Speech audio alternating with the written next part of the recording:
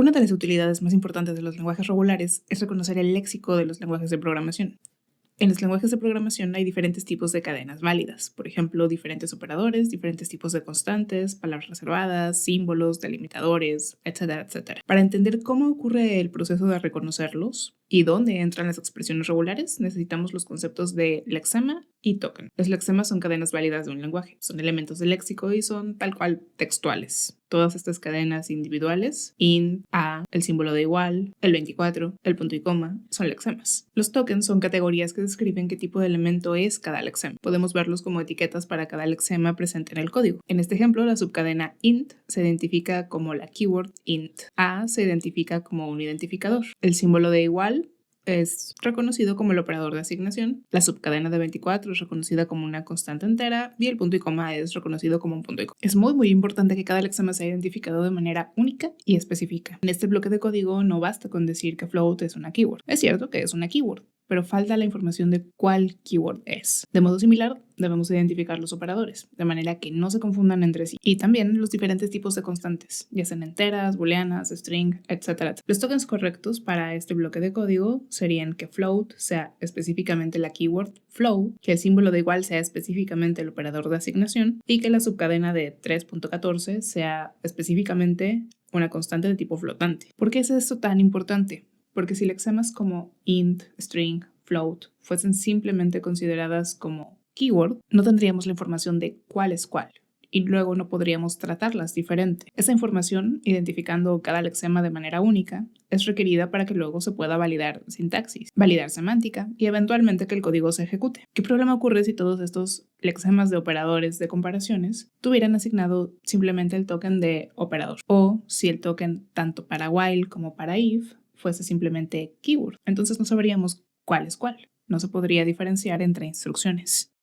El Lexer, o también llamado escáner léxico, es un programa que justamente tiene el objetivo de reconocer lexemas, validando que todas las subcadenas dentro del source code sean válidas, pero además busca diferenciarlas. Dentro del Lexer se implementa el algoritmo de tokenización, que usa expresiones regulares para reconocer patrones y así asignar los tokens. Durante ese mismo proceso, los errores de léxico son detectados cuando hay alguna subcadena para la cual no hay ningún token que se le pueda asignar, porque no encaja con ninguna de las expresiones regulares. La salida que produce el Lexer se llama el token stream, y luego este token stream se usa como entrada para el parser, que es el programa que más adelante valida sintaxis. Podemos implementar el token stream como una lista de pares, donde cada elemento es el label de un token y su respectivo lexema. Por ejemplo, en este fragmento de código, ABC123 es tokenizado como identificador. Luego, cuando aparece dos veces el símbolo de igual, se considera el operador de comparación de equivalencia. La siguiente subcadena es una constante entera y finalmente un punto y coma. Para que el proceso de identificar cada cadena correctamente pueda ocurrir, necesitamos expresiones regulares, que nos van a ayudar, por ejemplo, a considerar que esta subcadena de 1, 2, 3 es parte del nombre de la variable y no confundirla con una constante entera. Similar con el operador de comparación de equivalencia. Cuando aparece dos veces el símbolo de igual, esa subcadena debe considerarse junta. No debe considerarse como dos asignaciones separadas. Veamos como ejemplo cómo serían las expresiones regulares necesarias para reconocer los tokens de ese fragmento de código. Primero en la notación matemática formal y luego en la librería regex para Python. En el caso de los operadores y el símbolo de punto y coma tenemos que son cadenas fijas, o sea que no varían, a diferencia de las constantes o de los identificadores. O sea, podemos tener muchísimas cadenas que sean constantes enteras y podemos tener muchísimas cadenas que sean identificadores. Pero el operador de asignación, de comparación, de resta y también el punto y coma son cadenas fijas. Entonces su expresión regular es simplemente tal cual. Ya en la librería de regex para Python, las expresiones regulares se encierran entre comillas, pero con una R al inicio. Entonces quedarían así, similar a como quedaron en la notación matemática formal, pero encerrados en comillas y con la R al inicio. El identificador debe tener una letra al inicio, puede ser mayúscula o minúscula, luego puede haber 0 o más caracteres y cada uno puede ser letra, dígito o guión bajo. Entonces tenemos todas esas opciones encerradas entre paréntesis y aplicamos el operador de clean start fuera de los paréntesis, para decir que cada una de esas opciones puede repetirse 0 o más veces. En el caso de las constantes de tipo entero, tenemos que están formadas por al menos un número, que puede ser cualquiera de los dígitos desde 0 hasta 9. Así que esas son todas nuestras opciones. Las encerramos en paréntesis y fuera de los paréntesis tenemos el operador de clean plus, indicando que tiene que haber al menos una ocurrencia de un dígito y posiblemente puede haber más. Aquí la notación de la librería va a ser un poco distinta. El OR, por ejemplo, es denotado con corchetes cuadrados. Entonces, si tenemos ABC entre corchetes, es lo mismo que A o B o C entre paréntesis. La diferencia es que en la librería las opciones no se separan por ningún operador, basta con encerrarlas en los corchetes cuadrados. La librería también tiene múltiples abreviaciones. Por ejemplo, corchetes cuadrados con A-Z dentro, en minúscula, significa una letra, cualquier minúscula. Si tenemos A-Z en mayúscula y eso encerrado entre corchetes cuadrados, eso significa una letra cualquiera, pero mayúscula. Y si juntamos esas dos abreviaciones entre los corchetes cuadrados, eso equivale a cualquier letra, ya sea mayúscula o minúscula. También podemos abreviar las opciones para dígitos con 0-9 y entre corchetes, eso significa cualquier dígito. Es el equivalente de lo que en la notación matemática formal sería 0 o 1 o 2 o 3 o bla bla bla 9. En la librería eso también se puede abreviar como diagonal D. La D es de digit.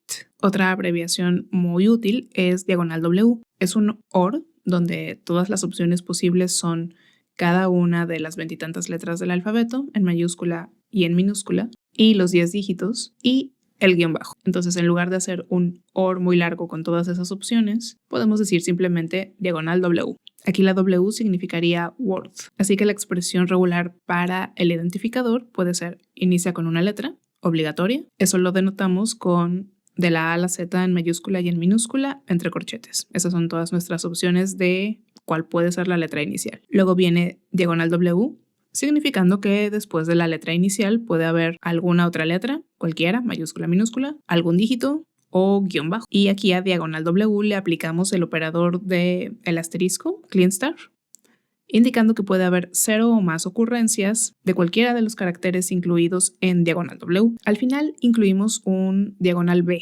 Diagonal B es un match de longitud 0. Eso indica que cuando hay una coincidencia con todo lo anterior, con toda la primera parte de la expresión, después hay algo que no está en diagonal W y eso digamos que termina la coincidencia con algo que no es ni letra, ni número, ni guión bajo. Y el que este match sea de longitud 0 hace que la subcadena que coincide con la expresión regular no incluya a ese otro carácter que no está en diagonal W. Incluimos algo similar en el caso de las constantes int. La expresión para las constantes de tipo entero termina siendo del 0 al 9 entre corchetes. O también lo podríamos poner como la diagonal D de dígito y a eso después aplicarle el operador de clean plus, indicando que tiene que haber al menos un dígito y posiblemente haya más. Y también incluimos el diagonal B al final para indicar que la coincidencia se termina con algún carácter que no está en diagonal W. Incluir este diagonal B en las constantes y en los identificadores ayuda a que si hay cadenas como 1, 2, 3 ABC, que eso se mantenga junto. Es decir, que no se separe en 1, 2, 3 reconocido como constante entera y ABC reconocido como identificador,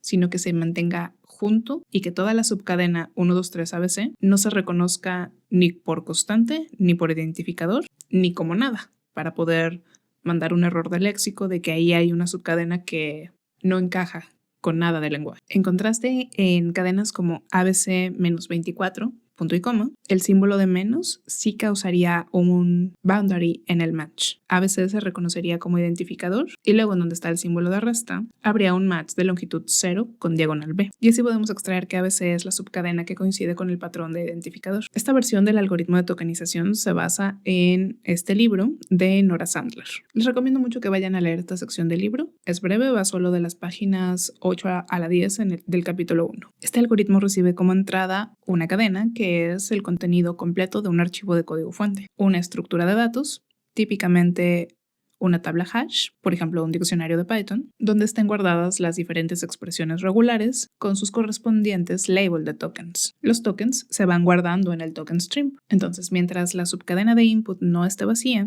continúa iterando en este ciclo. En cada vuelta revisa si la cadena comienza con caracteres blancos y de ser así, los remueve, pero no los remueve de toda la cadena, únicamente los que aparezcan al inicio. Noten que remover esos espacios del inicio de la cadena la cambia para la siguiente iteración. Entonces, cuando la cadena ya no comienza con caracteres en blanco, ahí es donde se buscan las coincidencias. El algoritmo encuentra la coincidencia más larga con cualquier expresión regular a partir del inicio de la cadena y hasta donde llegue la coincidencia. En caso de que no encuentre ninguna coincidencia, eso es un error del léxico. O sea que la cadena de input contiene alguna subcadena que no es identificada como ningún posible tipo de lexema. En el caso contrario, la cadena que causó la coincidencia se extrae y se convierte en un token. Y las subcadenas que coincidieron se van removiendo, no de la cadena completa, únicamente a partir del inicio.